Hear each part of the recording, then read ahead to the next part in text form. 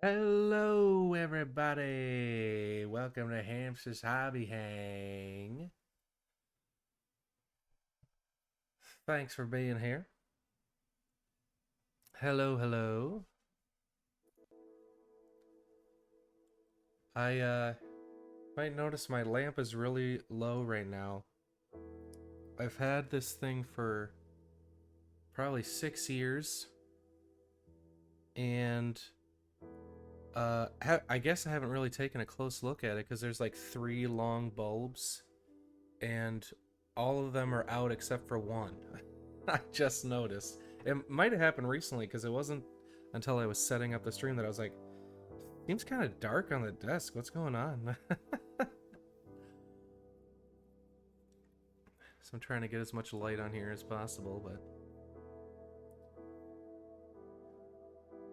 yeah, you're right. It could have been that too. It could have been the move. I didn't even think about that until you mentioned it.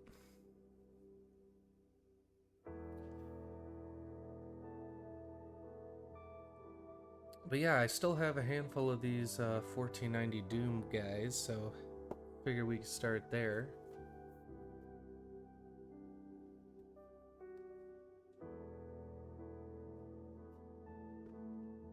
This guy's kind of like a blacksmith looking guy. A lot of tools on the belt.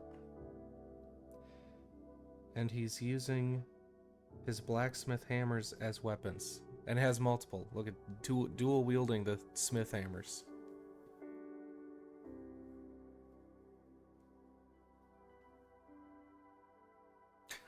Yeah. Yeah, maybe one day, once I finally buy replacements, they'll magically turn on. Gotta give it just the right shake.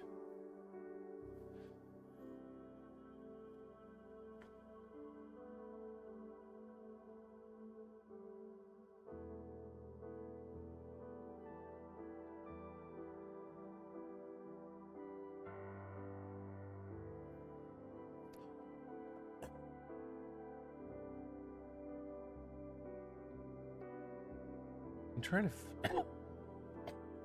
Excuse me. Been trying to figure out how to get I don't know, picture just looks a little fuzzy. Maybe I just need a new camera. This is like a camcorder. It was like a 2015 refurbished or something.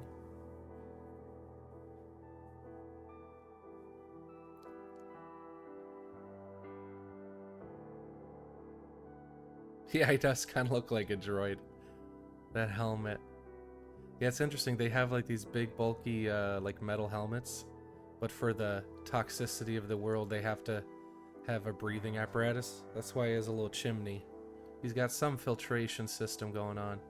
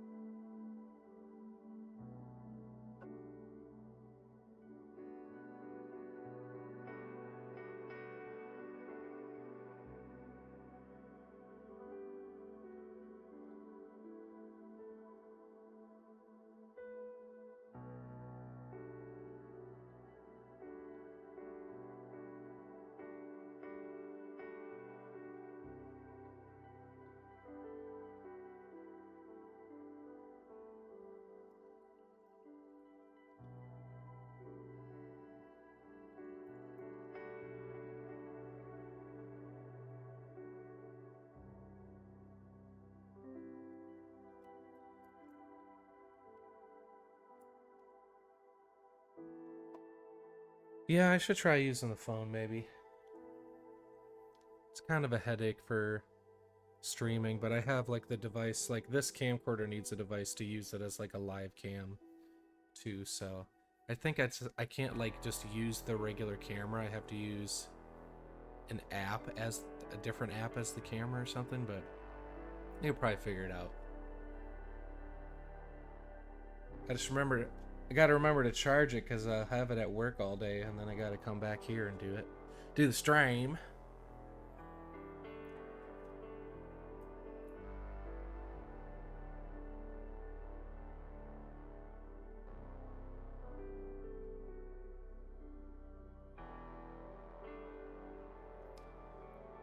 I gotta look around my lamp, make sure I'm in the frame. This like whole thing is like a big apron. No, maybe just this top thing and in front is the apron. We'll do that.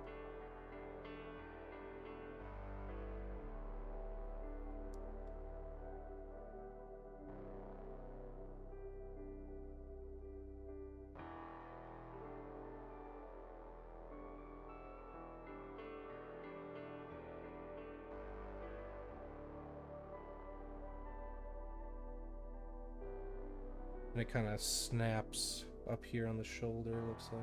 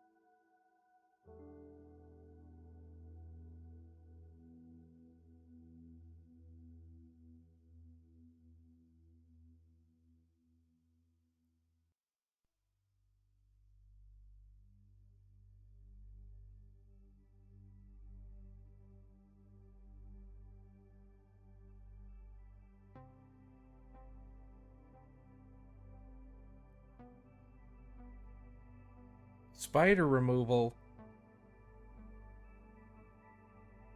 Was it successful?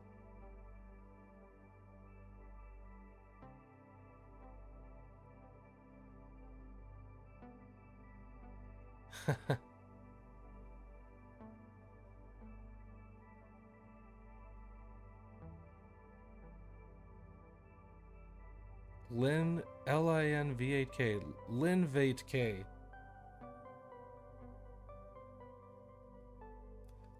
Not as catchy as R2D2, but we'll take it.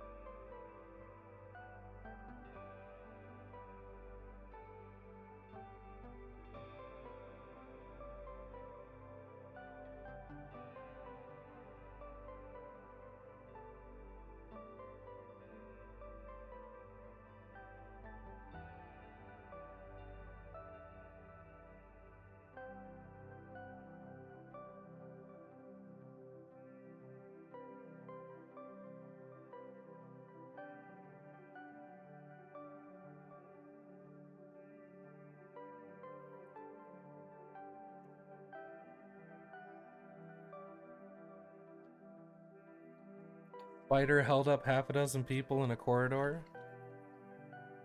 That's a mighty spider.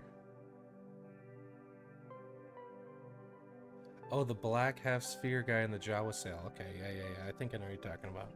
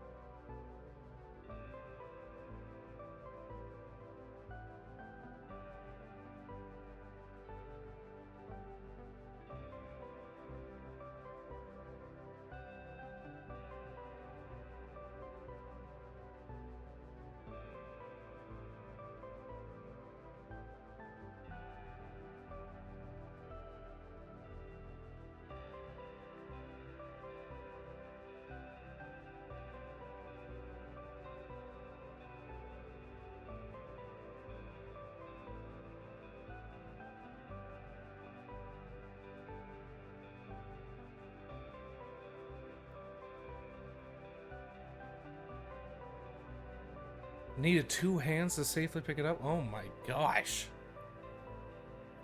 Okay, this sounds more terrifying by the minute.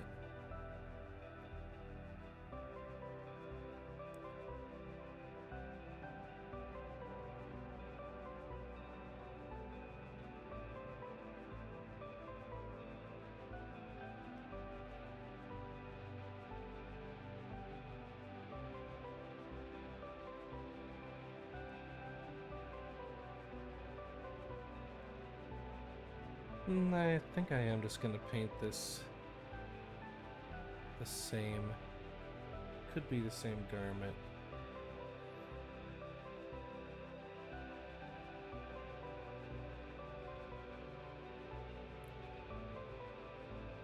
Just kind of clasped together.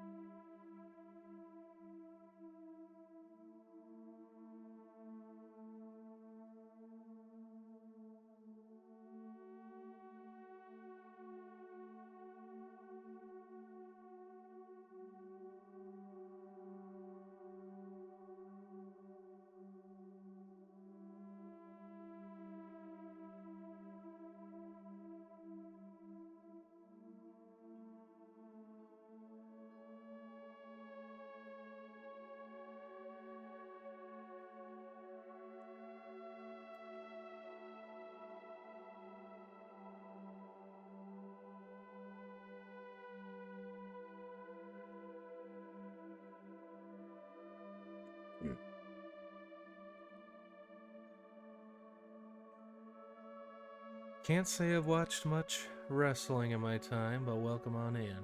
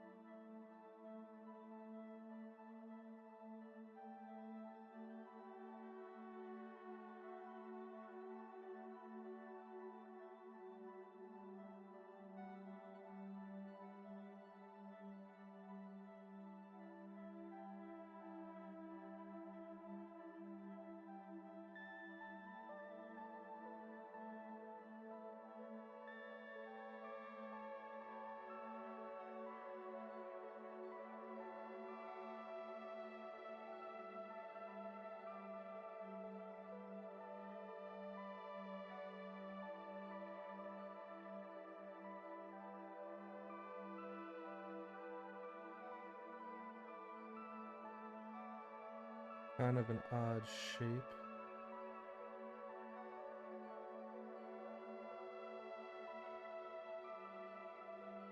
I mean, it's basically a dome, but it's like separated out.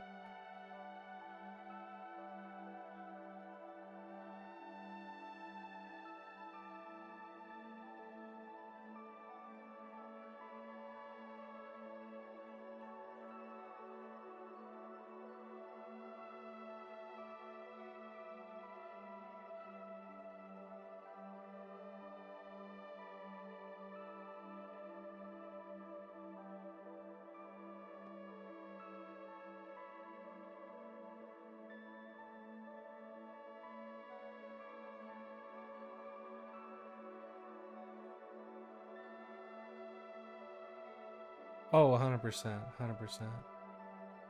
Especially, you know, I was talking about like the air filtration has got to be in there. Like, there's got to be a whole contraption that we can't even see in the final sculpt that's in their mind.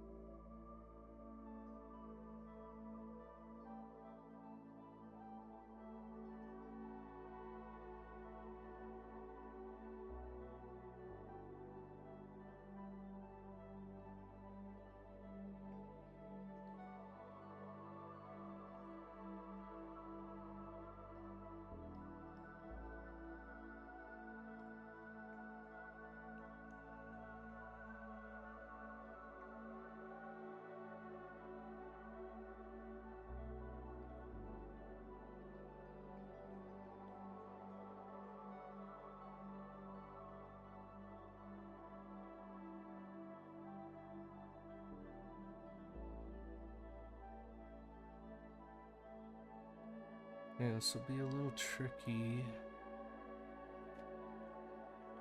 Gotta keep this separation pretty good on this band thing.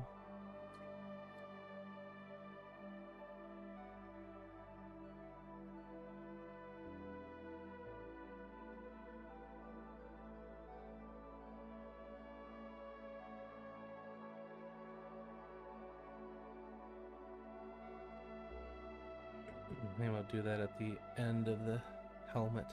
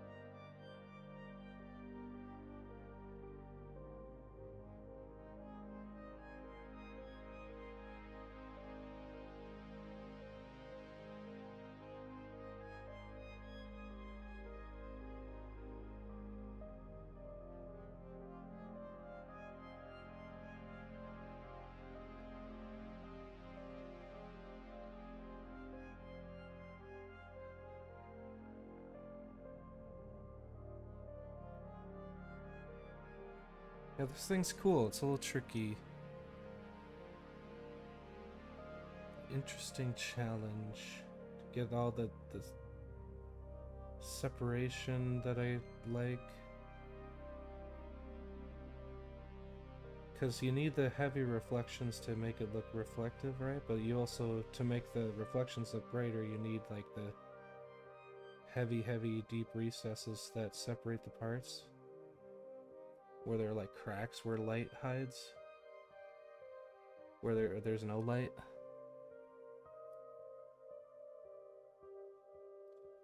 So the way this is sculpted kind of...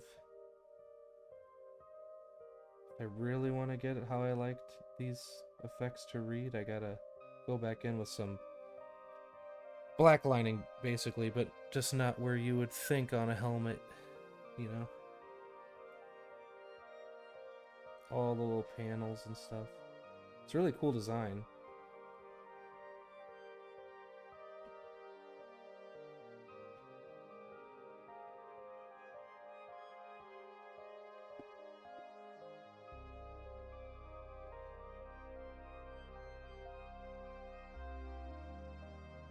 Yeah, I'm kind of adding some weird greenness in it.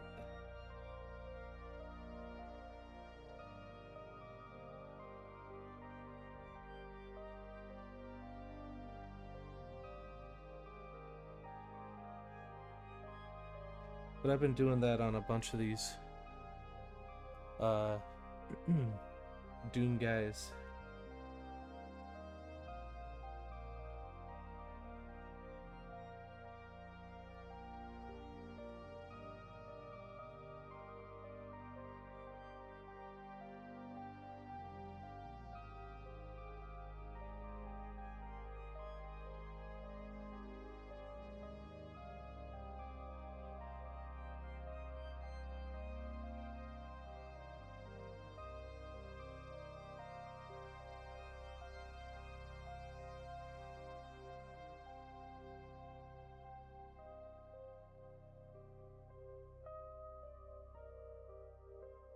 This little dot was kind of a mistake, but I don't mind it. It's like a weird light bounce happening for some reason.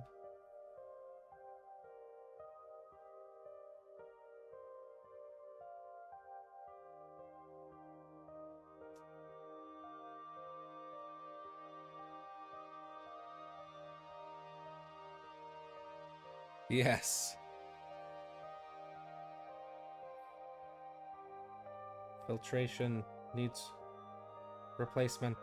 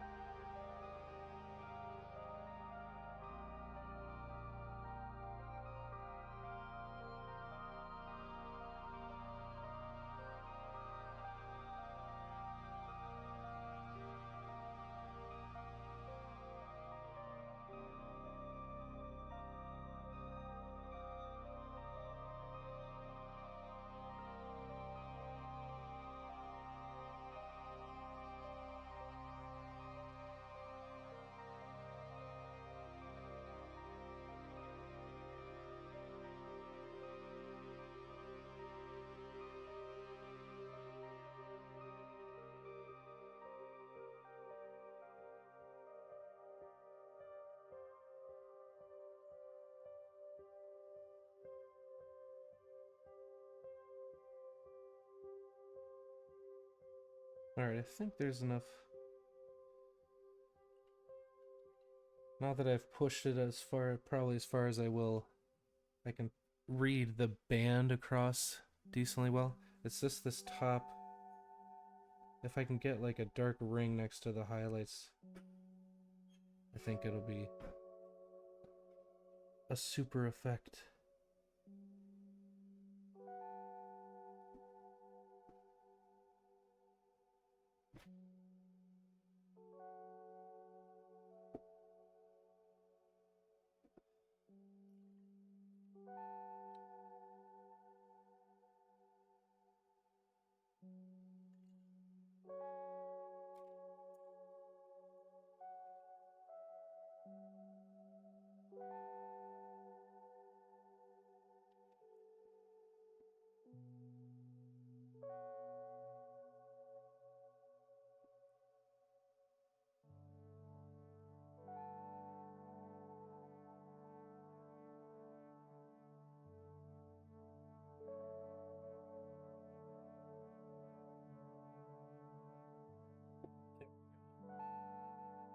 It's a little warbly, but it's all dented up and stuff. It doesn't look too bad.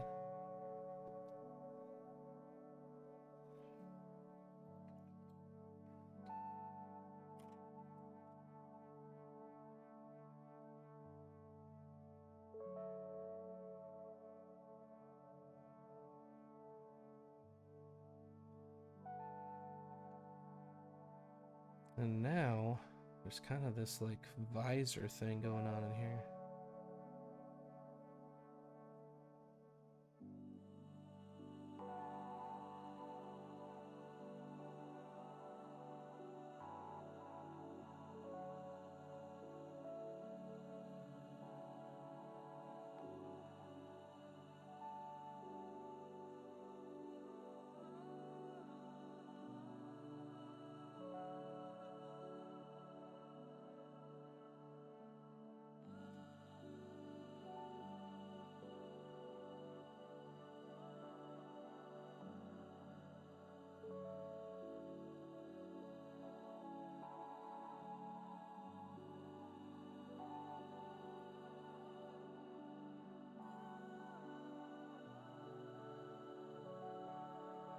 Or like a lens, like a glass thing or something, I'm imagining.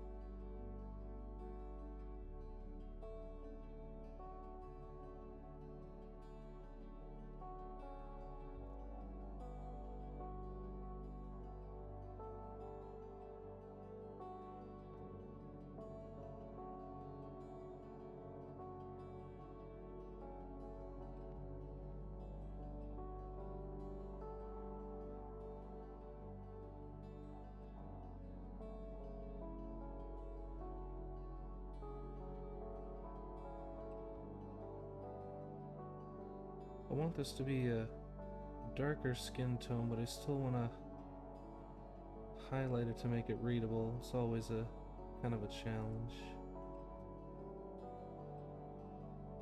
It's basically just, I think, smaller areas of highlight, but I always tend to, I have a bad habit of like over highlighting a lot of times.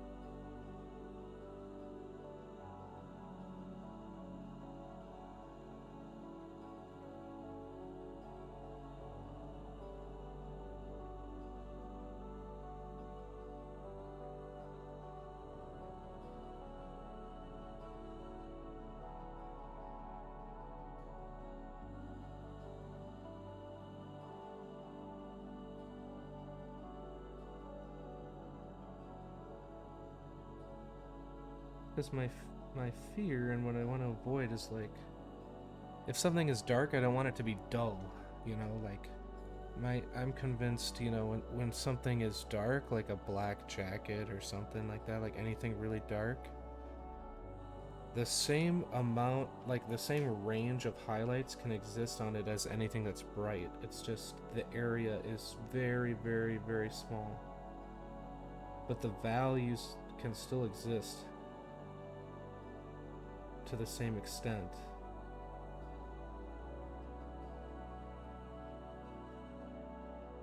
And that's what makes it clear and readable on the table on a tiny miniature.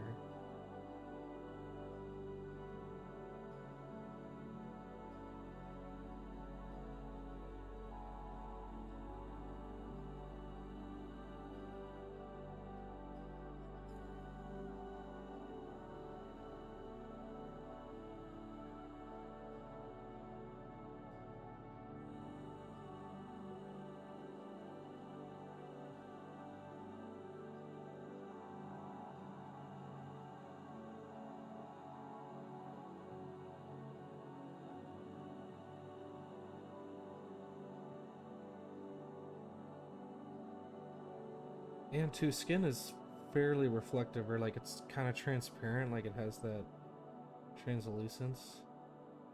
So it will catch decent highlights, and there's like oil on the skin and stuff, you know? Skin tones, I think, are gonna be a eternal puzzle for me, but I do enjoy experimenting with them.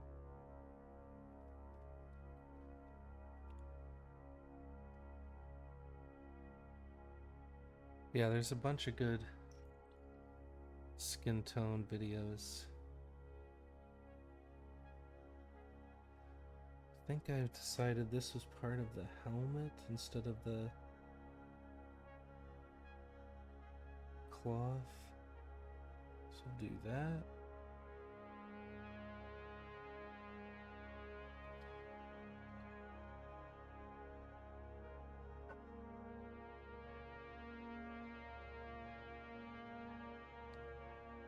Just to test my theory, my comment, I'll do even a further highlight on here, but hopefully it will still read as a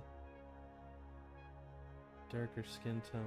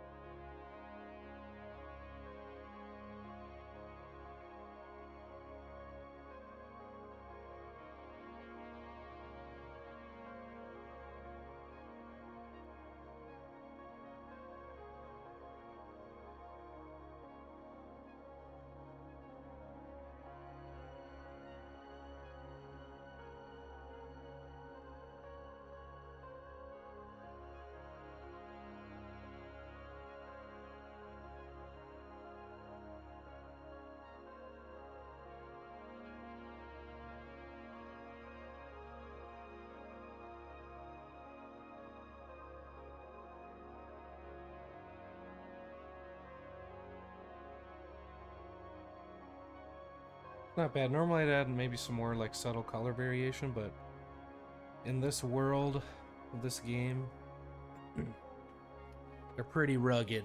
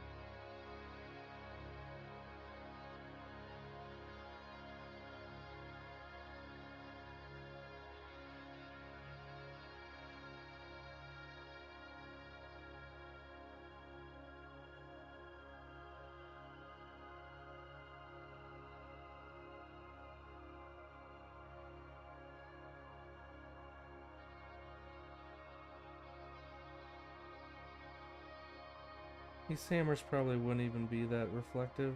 Be like kind of that dark wrought iron kind of looking metal, but it's fun.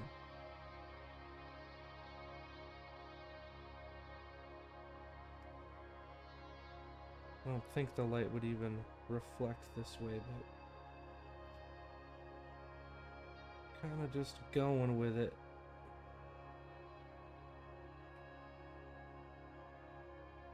See if we can't get this dark line in here again.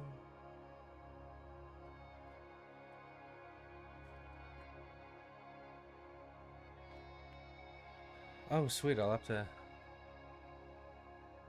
hold on to that link and check it out.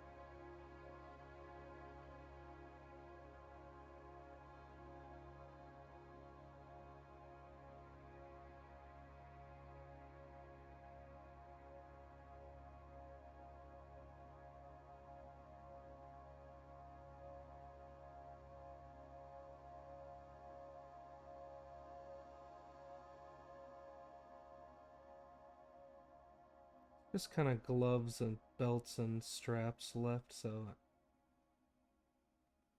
sort of in the mood to be done with this one. So I'm kind of just using this color on everything that's left.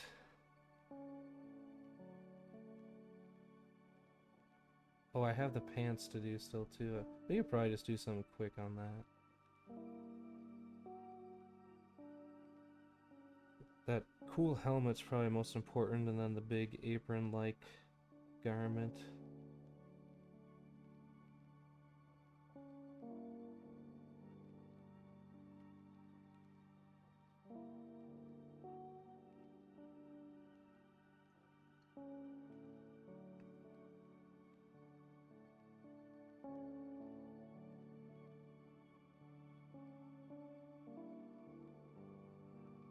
And I got some odd placement around the arm.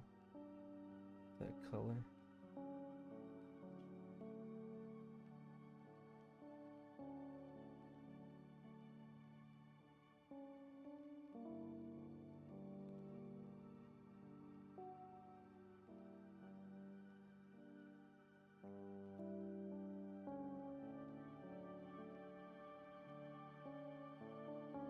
Yeah, my favorite color is done, yeah.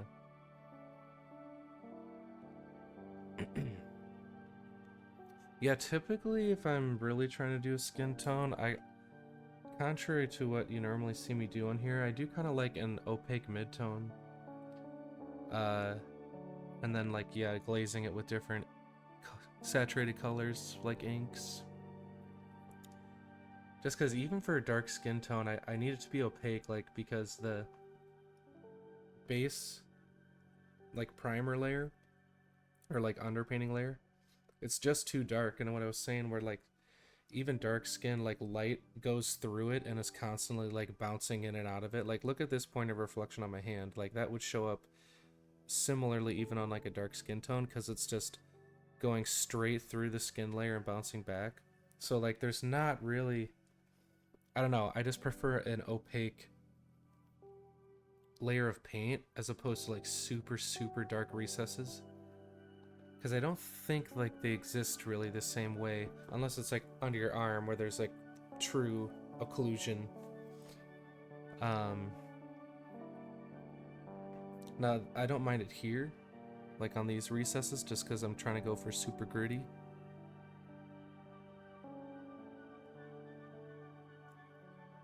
But generally, I think skin tones, just by the nature of light, appear just a little more, I don't know. Because obviously there's very dark skin, but I just need opacity, especially when I prime from black. Like there's no true black. Or very rarely, like in a lit situation, there's so much oil and light bounce through the skin that like it's gonna kind of glow. That's what it is. There's like a glow to skin.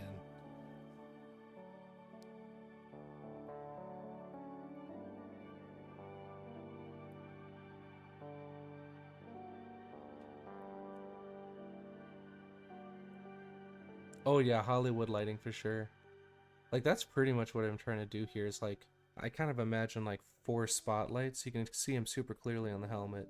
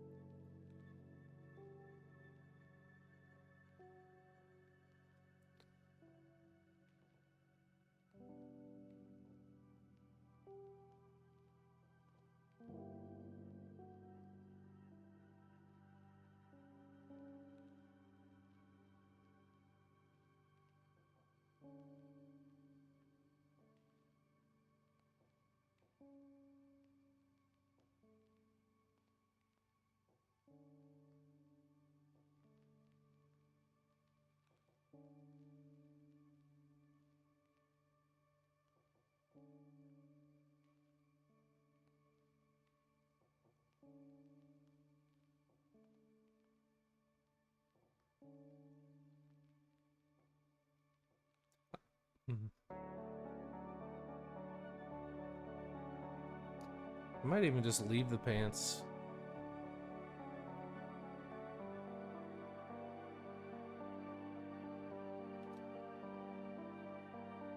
Because we covered up most of that base layer everywhere else, so it's probably fine to just leave it as that color.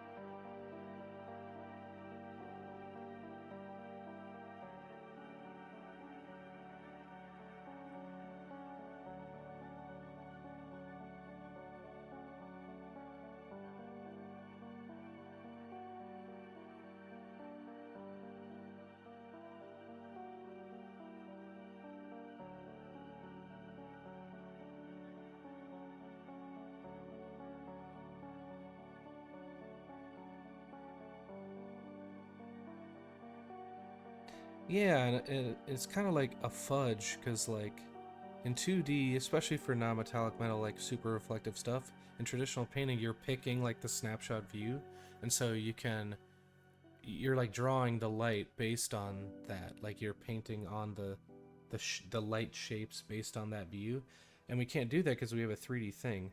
So I kind of just imagine like the Vogue angles, like the photo shoot, snap, snap, snap, like ooh, ooh, ooh, and like the most important angles. This one is his stance. You can kind of have any angle almost, but like for this one, it's like bam, like what from the main, like basically I'll pick two angles.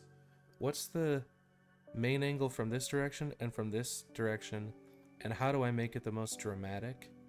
And then just to sort of make it cohesive in lighting, I have to do, you know, based on that, I'll do the sort of opposite angles from a third and fourth direction, while still exaggerating the drama from the main directions. Basically what I mean is like I might do less from the odd angles, but there still has to be like full lighting rendered on it. But I'll basically pick two main angles and then like two sub angles. Yeah, we could do like a blue wash and keep this on here. If I'm gonna do that, maybe we'll add some like quick texture just for readability.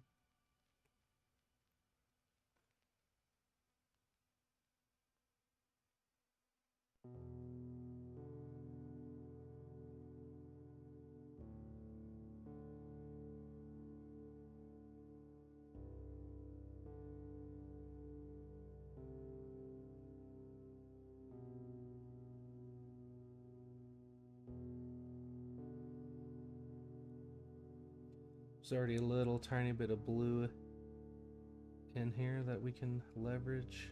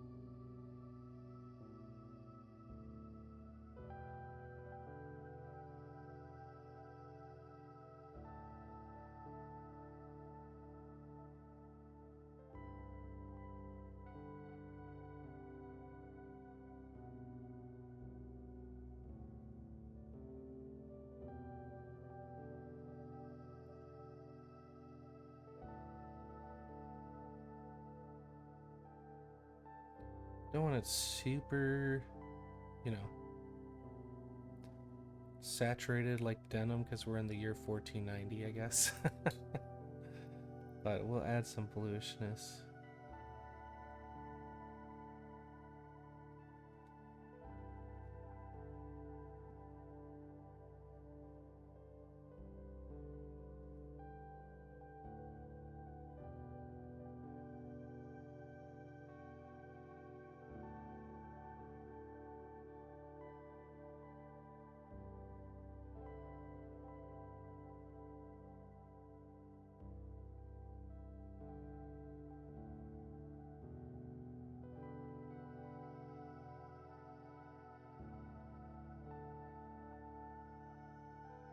It's not super clear.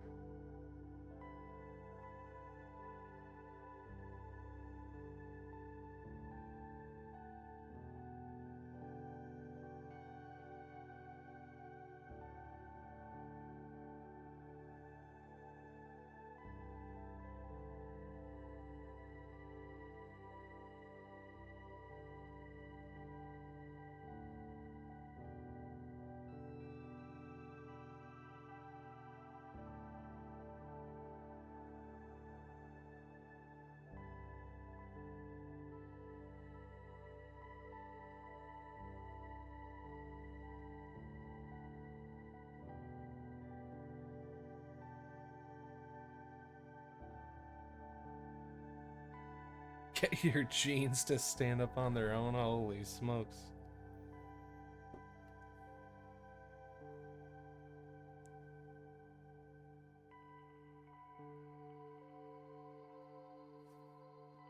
Yeah, I'm glad. Hopefully you can pick up something from here.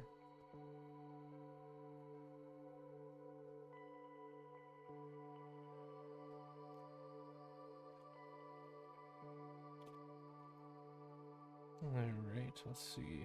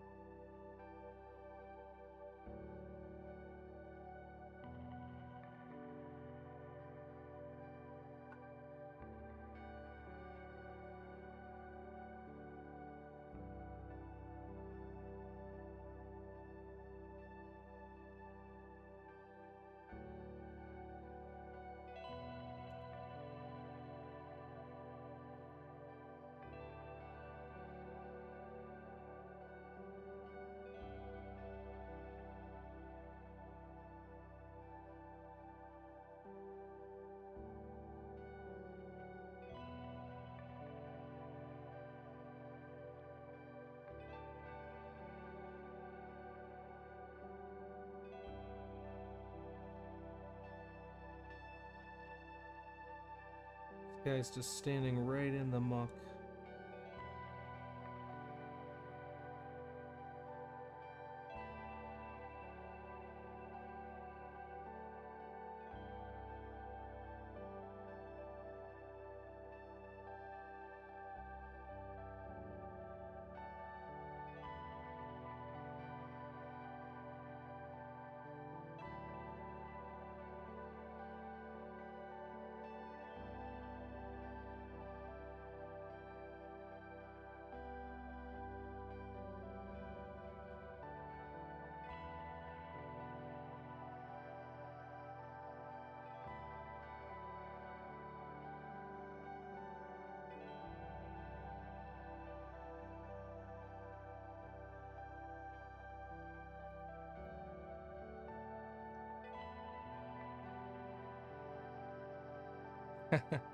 Gotta find the roster. Selling off pre-painted so you can paint your own, right? Gotta keep the brushes warm.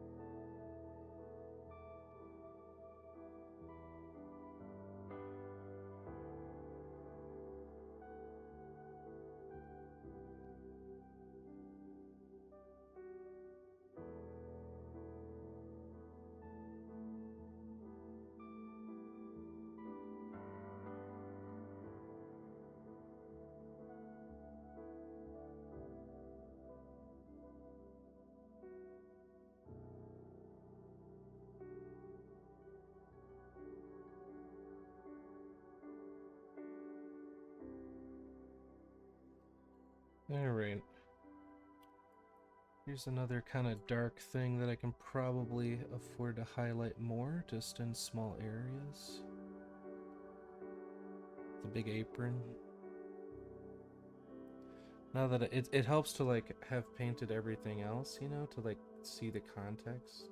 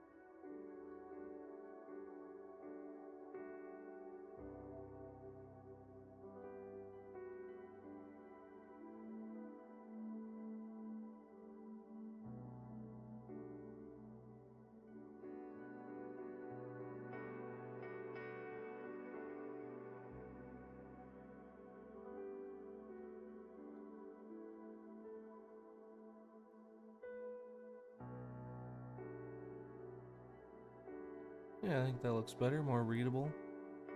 Still looks like a dark-ish thing. Get this shape a little better.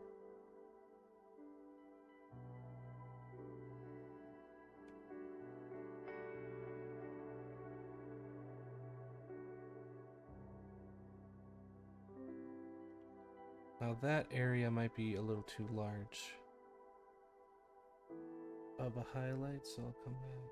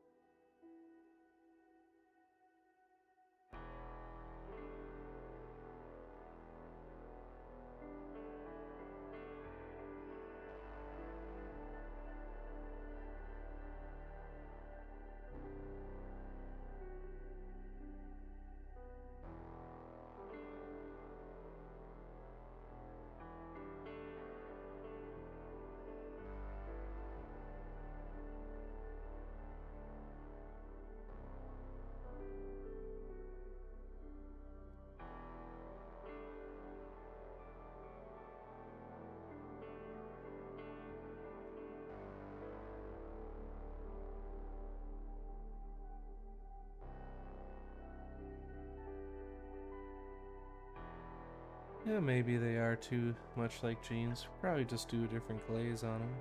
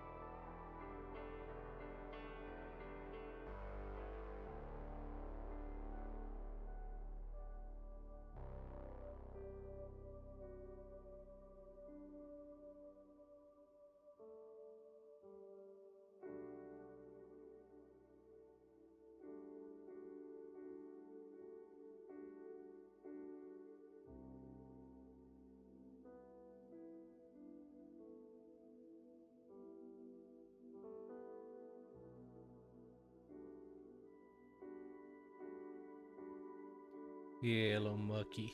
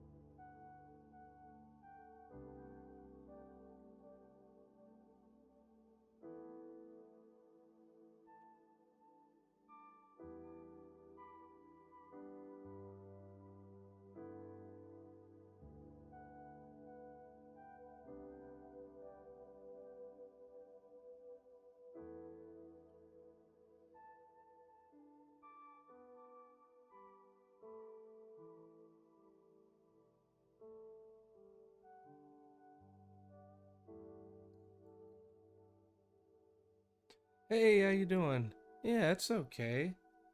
It's close to the old forge, so that's good. It's a little small, but you know, it's New York. I'm glad we got the stream set up again.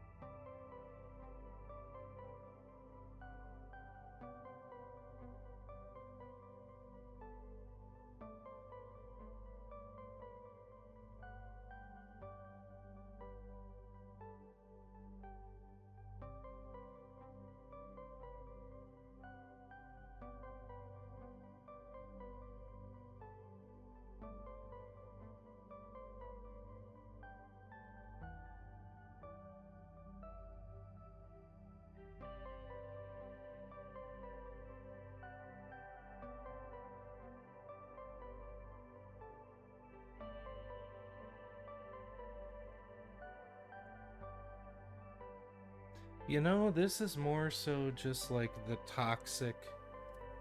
Like in this game, it's called 1490 Doom, and it's like a King of the Hill game where you play on a 2-foot round board and you're trying to gain the high ground because there's like a miasma on the ground, like earth level, that is toxic, and everyone has like filtration systems, gas masks and stuff. So I'm kind of just portraying like a nasty, toxic world, but I didn't want to do this time like, you know, the bright green type acid looking stuff. Kind of wanted to try something different.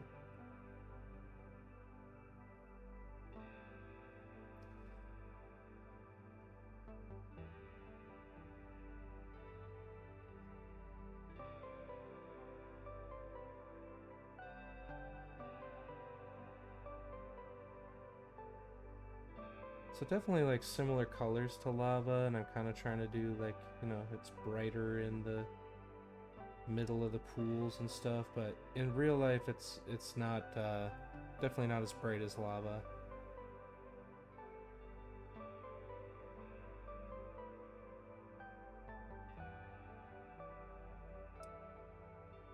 Though the way that I'm trying to do it is not working very well because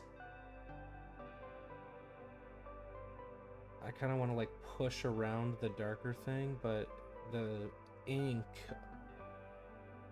in the base yellow is just so fragile I can't put any pressure on it. So I'm kind of having to redo the yellow where this white is here.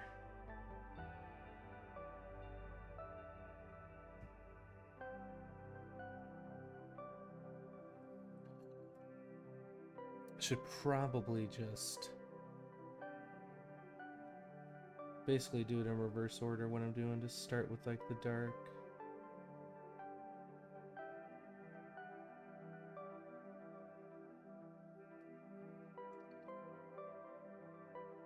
Like that.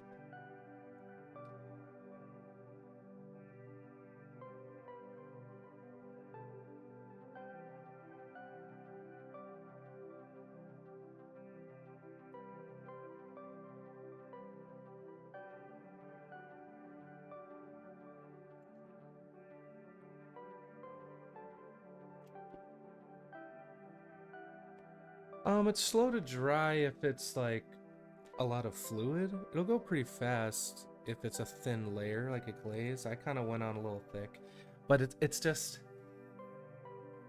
it's slow to dry completely, which is why it's fragile when I'm putting brush pressure on it afterward. Because it's going to be such a thin layer because it's a thin fluid, and it's awesome because it's highly like saturated, lots of pigment. but it's still a very, very thin layer. It's not like, doesn't have like the strength, the durability of like a, you know, full acrylic paint layer. Now, if you were to just do a big old wash, like anytime the paint is like collecting in the recesses, it's gonna take longer to dry. I do find that. Which is one of the reasons I typically avoid it. I'll just like layer up and try to leave behind the recesses, and then if I want to glaze color back in, I'll just do really selective, like precise, more precise like glazing, as opposed to just the douse everything kind of wash.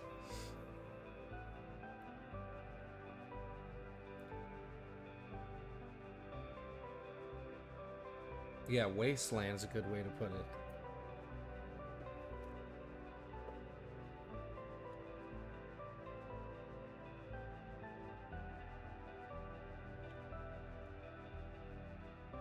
Liquitex. The dark is golden high flow, transparent. Most of them are like transparent or semi-transparent, which is what that square means. And these are basically formulated like contrast paints or speed paints.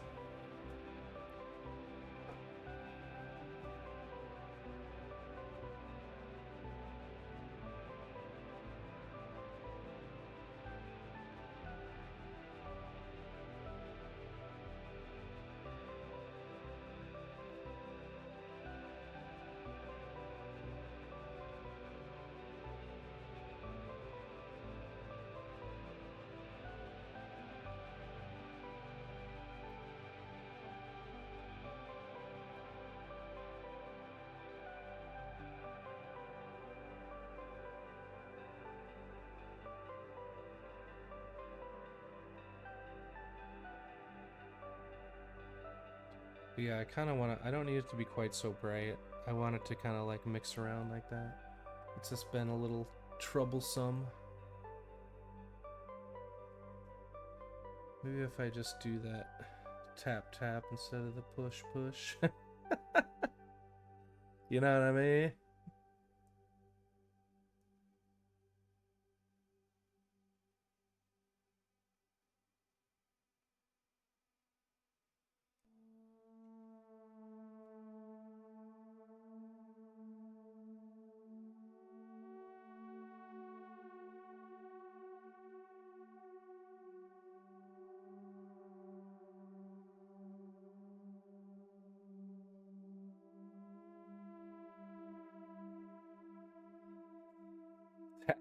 Yeah.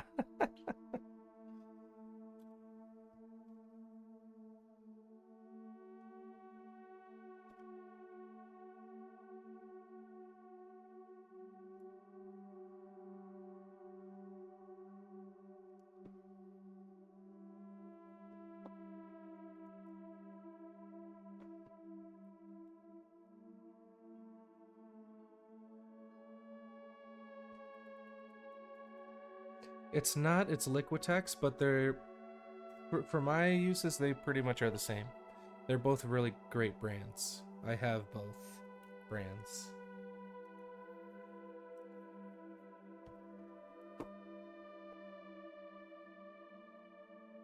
This is yellow medium azo Liquitex.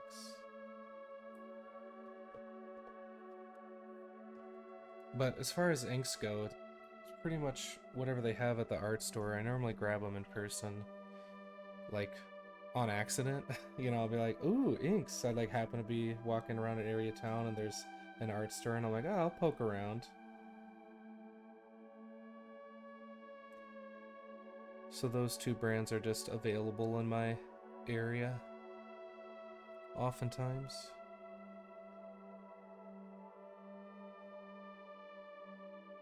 I mean, I haven't done that in a while. They last me so long. I haven't bought a new ink in a long time. I haven't bought a new paint in a long time, really, but I kind of have become more selective with my tools, or like limited with my tools. I just, especially here at home for hobby hang, I don't have a lot of paints here. Started mostly for space, but then I learned how I like to mix them all, and Now I don't want any more, really. The ones that you don't see often are just I have a bunch of like fluorescence in the acrylic wash in case we got to do some glow stuff. And they don't. The fluorescent doesn't have to be acrylic wash. It's like fluorescents are all kind of similar. Like they're all kind of flimsy, and you know what I mean. They're like super transparent, and you need a couple coats. Like I rarely use them just straight. They don't work well that way. They have to kind of be a glaze. Just because the stuff that makes the pigment fluorescent, it's kind of like metallic, where there's like big flakes in the mix, which is why it doesn't cover super well, because like they're physically spread out more, like the pigments in the paint film, as opposed to the super duper fine pigments in a paint.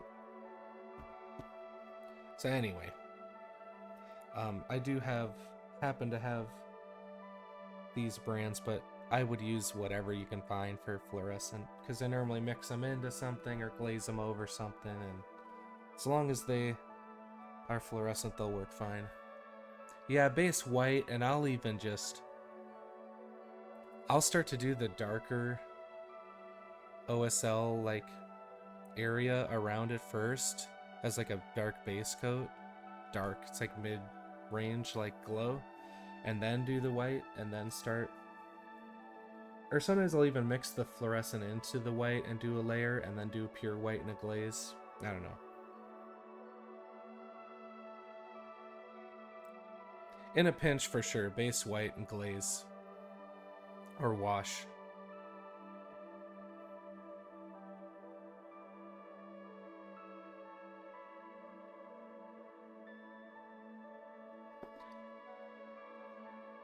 Yeah, let me see if I have this photo. We kind of have an awkward amount of time left, so I don't think we can paint another model, but I can show you this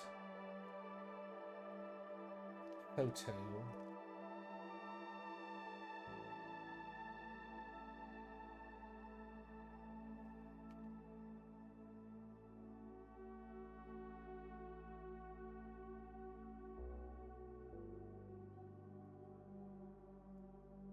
Just gotta get it, take a second to get it on the stream.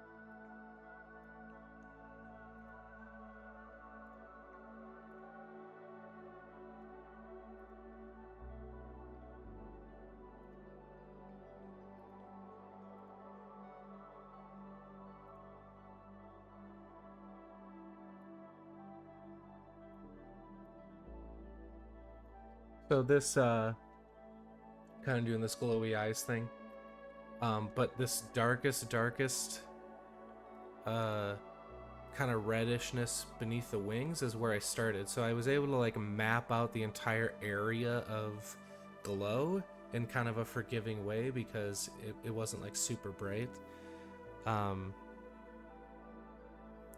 So I actually started, yeah, Mothman. But you know, I didn't start with the white. I actually started with that darkest red. Just to like tell myself what the area the glow is gonna reach is. And actually, if I did this in the future, I don't think the glow, the way, it doesn't quite make sense how the glow might reach the knee, but if it's that weak at the knee, it wouldn't get all the way down to that foot. I did that last minute at the end. But then from there, once I have the map of the glow area, then it's just pushing the bright, bright, bright, bright, bright.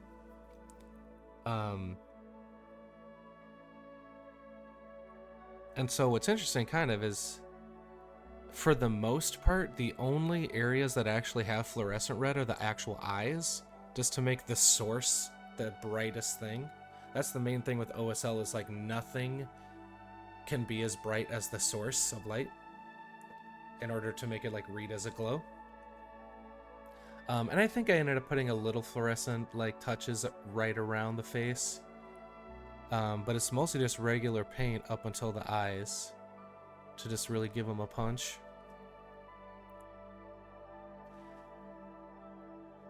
But yeah, I don't know. That was kind of a change, not super recent, maybe in the last year or two.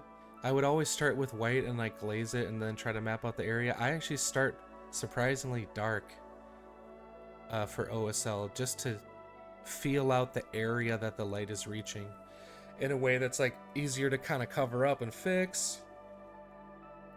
But more so just to give myself a base to layer up brightness on top of and still have, because you need the dark areas too.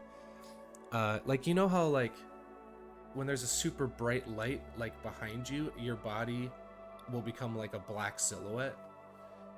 Like, you need the super super dark areas to also make the glow read as a glow. So like the darkest parts of the glow are actually some of the most important parts, where you're showing where the light is like ending and then the regular lighting situation is starting, like on the bottom of the wings. That's just the environmental light. No longer are the eyes, the eye light reaching the wings. You've moved into a new light source. And so you need that whole range of like the complete bright, bright, bright to absolute fall off of the light OSL into, you know, the regular environmental light. That's a Hero Forge mini.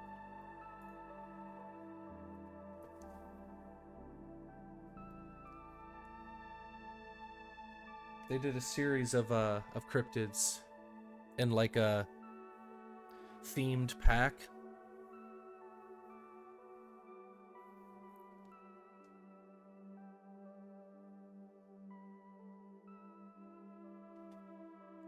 I'm kind of liking for these Wasteland guys, Medieval Wasteland, this greenishness on the armor. It's not super realistic, but it's kind of cool.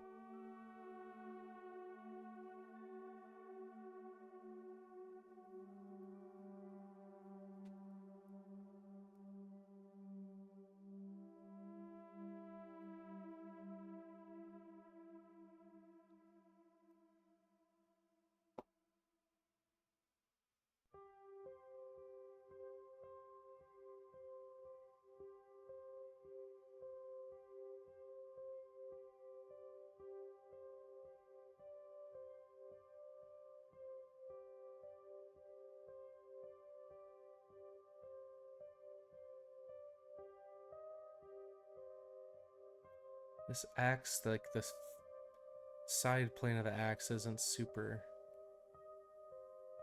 Maybe we can touch that up. It's not like really. It's funny. Well, it would help if like the sharp edge of the blade was a little bigger so that can be dark. As long as this plane is light.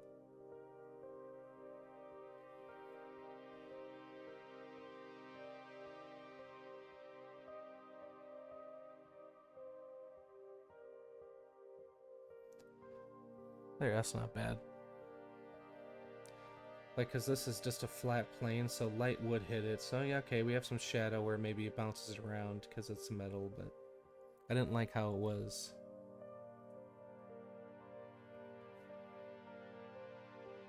Initially.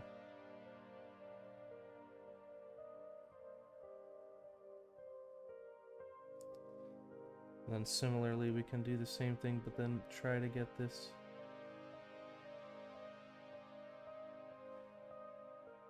Where it's like dark, but there's still edge highlights. This side was This axe was giving me trouble when we were painting it even.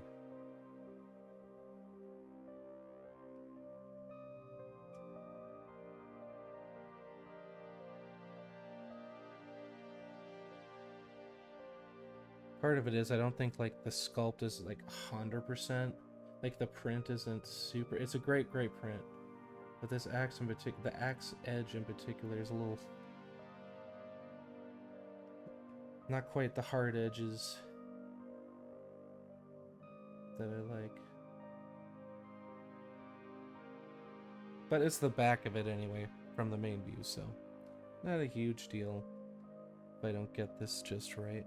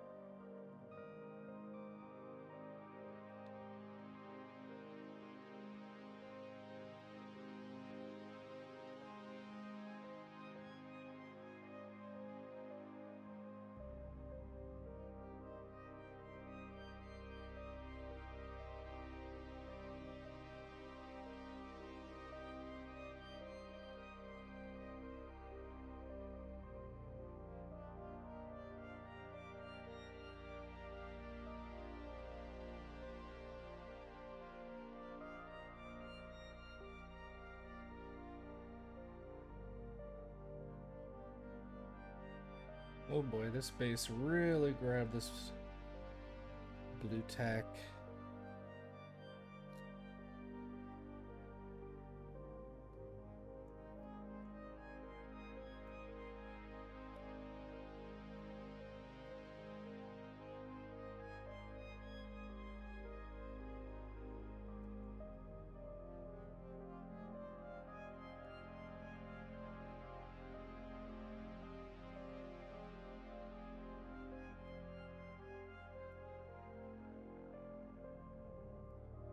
Thankfully, the best way to get blue tack off is blue tack. Just press it and tap it against it. It should all come off for the most part. Though I tend to like the white. For some reason, this is like, you know, gooier kind of, and more wants to stick than on the white kind. It's like a little harder. So maybe it's not quite as sticky, but it's still sticky enough for our purposes. And then doesn't do all that.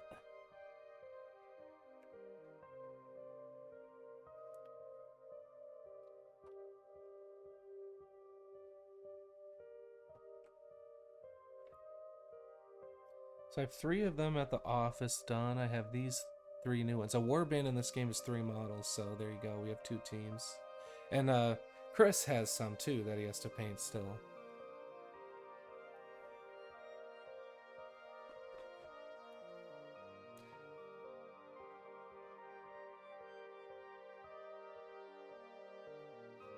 But got 3 more to paint here.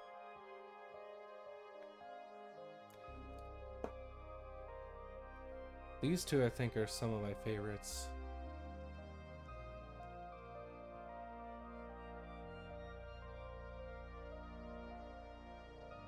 I don't know, I like this helmet on the crossbow guy.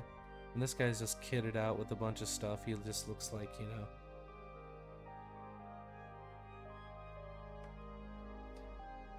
I don't know, like he looks actually geared to be like out in the world on a quest for an extended period of time, you know?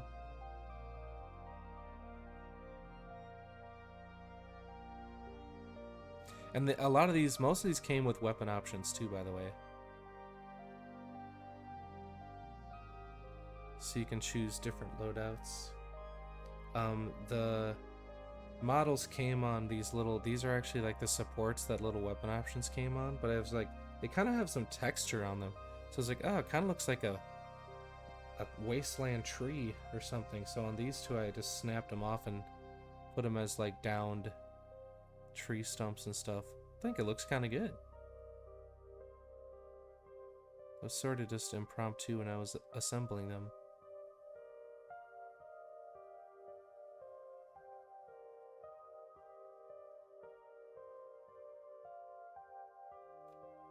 Especially this kind of ended up looking like roots almost. That's just like texture paste around it that happened to mound in those little ripples. That's kind of cool. Hmm.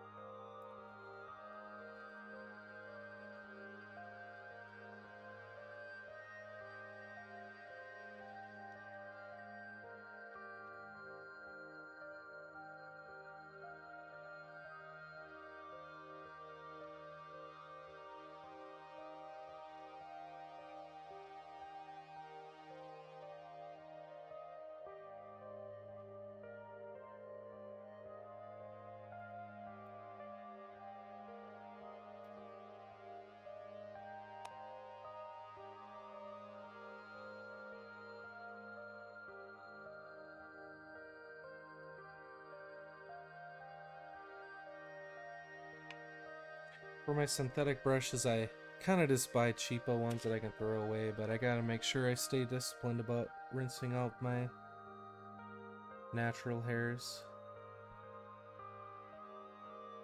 So they're a little more expensive, and if you take care of them, they'll last a long time. Just always pull back. You don't want to push forward and like bend out the bristles in a way they don't like. But the main reason I do this, kind of like when you're drying your hair, you don't want to tug, but give it a little squeeze at the base to try to pull out any paint that may be in the metal ferrule, because that's what ruins a brush.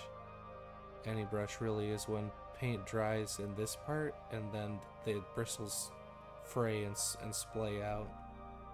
If you ever see that, that's usually why. Because how they're seated in the base is what creates their shape.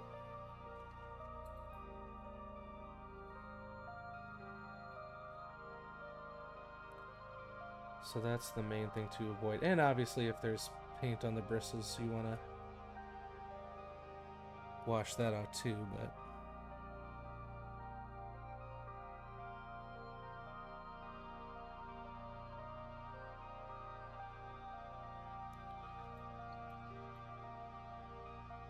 so I'm not pulling super hard, I'll be honest. I am like pulling out a little bit forward.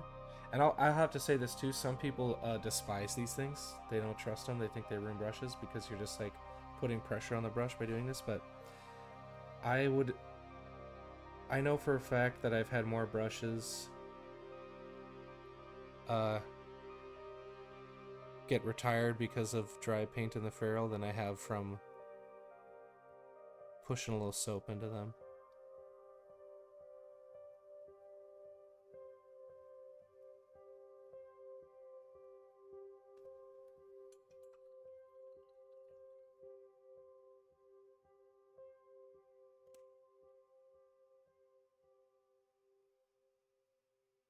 Look at that nice point. All I did was rinse it and sort of twist it and pull back on a paper towel. Nice and sharp.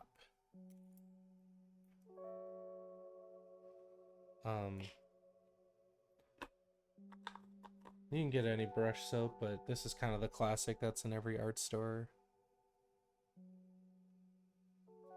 So I use that.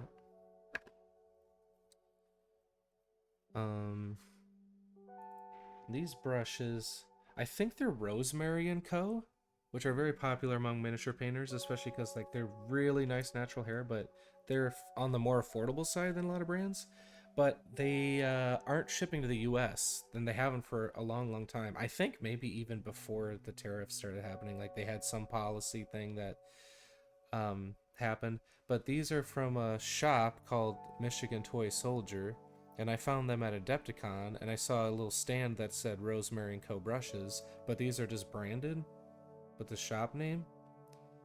And I know that Vince Venturella has used these too, so I think that might just be somehow, I don't know how it has worked out, but in the US, to my understanding, this is the best way to get Rosemary & Co. brushes. Oh yeah, no, this brick of soap will last forever. You can see I've actually put like an oddly shaped model on it. It was like a long rectangular thing that my other handles might be kind of awkward on, so I actually stuck it to this thing and held it like that.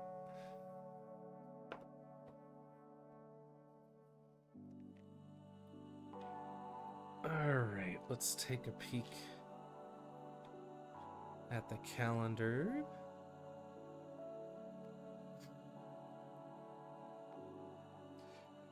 What's next Thursday? The 14th?